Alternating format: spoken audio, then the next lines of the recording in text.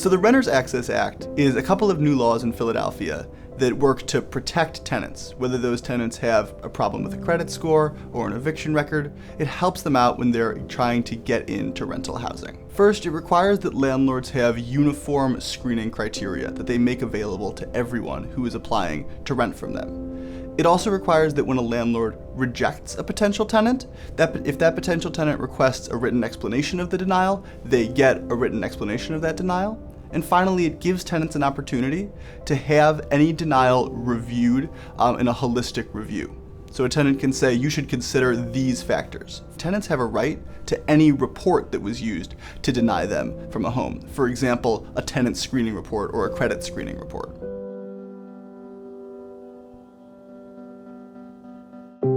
First, tenants can use the Renters Access Act and its requirement for written screening criteria to see if a place is likely to approve them.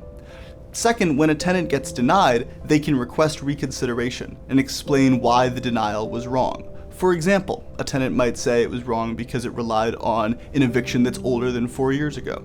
Or a tenant might say, I actually do have income that you didn't include when you were figuring out whether I could afford this unit that I want to rent.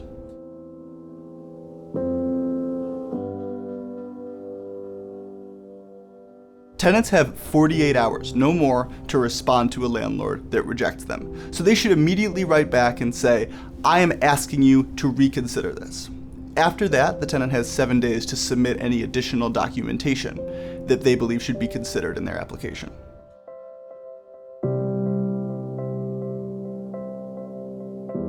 The Renters Access Act does prohibit a few screening criteria. It says that landlords may not have an absolute bar based on credit score or eviction record. So that means a landlord cannot maintain a policy that says no applications below 650 credit score, no matter what, no way, no how. It also says that there are certain eviction record types that landlords may not use to deny an application.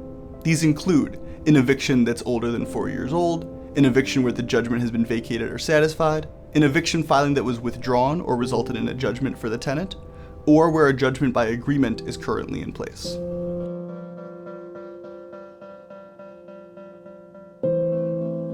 Landlords have to review the request for reconsideration, and if they say, you actually do qualify for this, or the reason why we rejected you was in fact prohibited, then if the unit's available, they have to offer that unit. If the unit's not available and the landlord has 5 or more units of housing in Philadelphia, they have to offer the next available unit to the prospective tenant.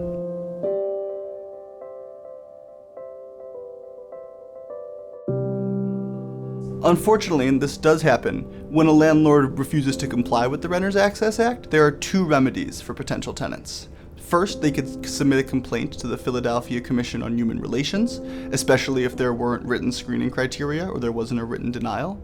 Second, a tenant can sue for violations of the Renters Access Act for up to $2,000 per violation.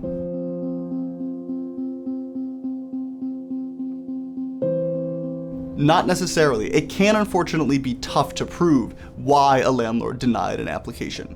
However, if the landlord fails to provide any written denial, if it's requested in time, that can be used as evidence against them.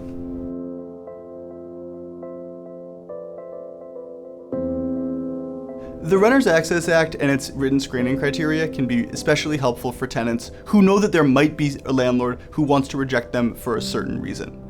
Tenants can take control of the narrative, explain why certain things cannot or shouldn't be held against them, explain why the circumstances that led to a past eviction may have changed. And finally, tenants can use the enforcement provisions of the Renters Access Act to stand up for themselves and their rights.